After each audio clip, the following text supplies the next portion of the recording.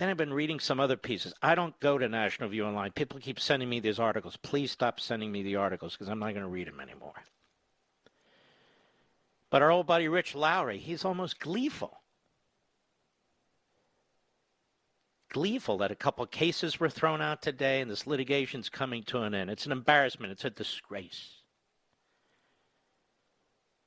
Our old buddy Andy McCarthy. There's a moral equivalency, you see, between those on the left and those of us who are constitutional conservatives. Because we're all destroying the civil society. Isn't this bizarre?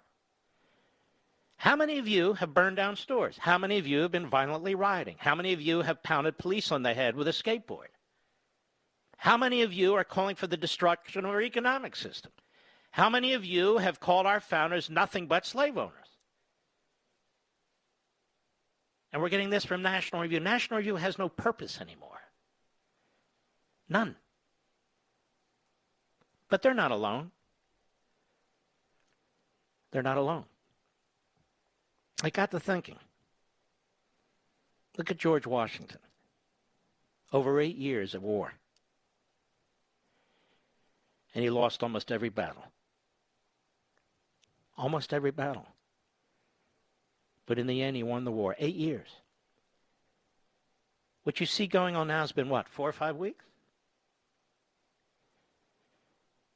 4 or 5 weeks. There's no shooting. It's not a war of military kind. It is a war that is just as important, quite frankly, over the survivability of the republic in many respects. George Washington. What would they be saying? These commentators, these legal analysts, these websites.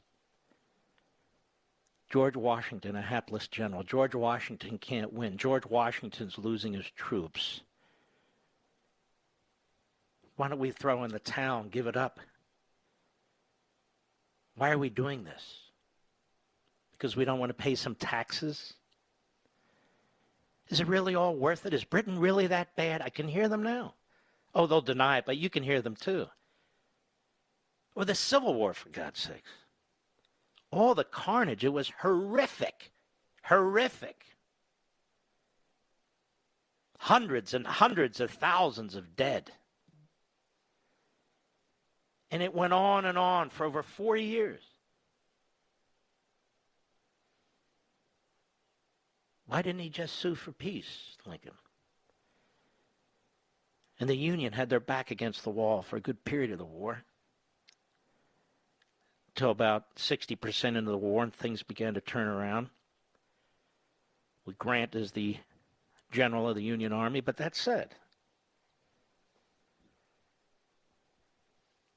Lincoln was in big trouble when he came up for re-election. As I've told you before, if it wasn't for Grant and Sherman at Grant's direction, handing Lincoln a big victory in Georgia, another Georgia, in Atlanta, and marching to the sea and burning everything in sight and breaking the back of the Confederacy, Lincoln might well have lost.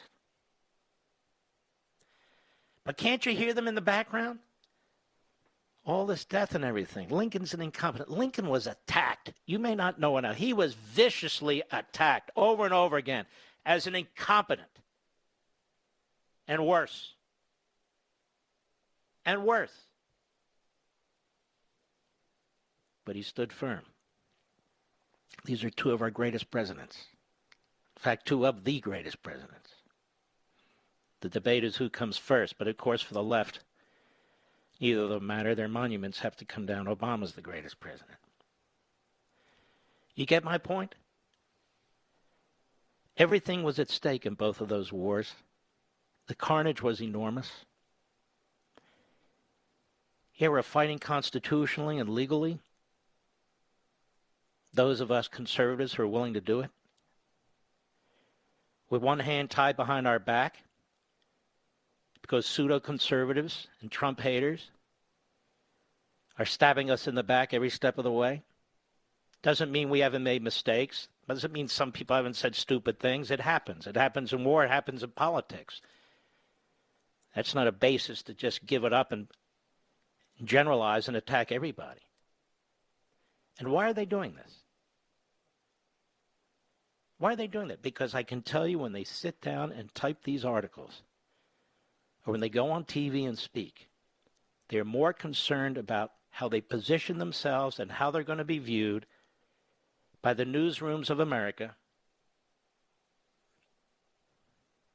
and by the never-Trumpers, their fellow never-Trumpers, than they are about the outcome of any of this.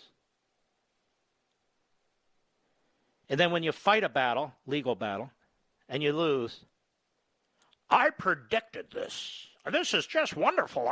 This is good. Let's put an end to this. Trump is a disgrace. No, the Supreme Court of Pennsylvania is a disgrace. No, the Secretary of State of Georgia is a disgrace. No, the legislature and governor of Nevada are a disgrace. All of them, and more of them. Change the rules to advantage Biden and the Democrats. That's exactly why they did it. That's exactly what they did. And nowhere will you find them explaining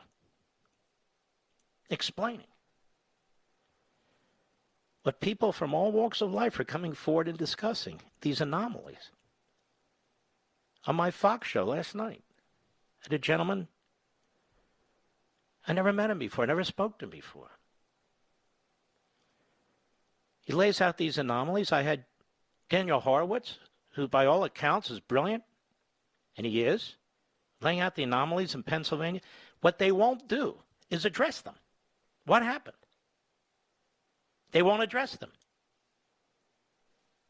They don't have their own experts. If they do, we don't get to hear from them. But they won't address them. They just attack the messengers, attack the cases. They look for the low-hanging fruit when people say stupid things. But it's gotten worse. Now they're finding a moral equivalency between those who are literally neo-Marxists or literally preaching the demise of capitalism and us.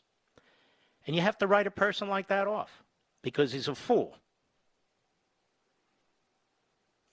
And unfortunately, there's more and more fools out there who've lost their way. You don't have to agree with everything this president has done. I've talked about the deficit spending and so forth. He and I have a big disagreement on that. But so what? But so what?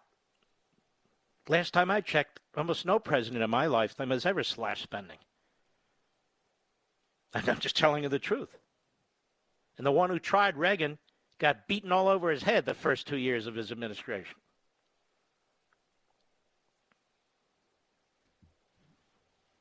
So this crowd, I believe they would have been down on Washington, down on Lincoln. Fight another day. Why are we doing this? Principles are only important if you can write about them, right? Or speak about them. But sometimes you have to fight for them. Fight for them.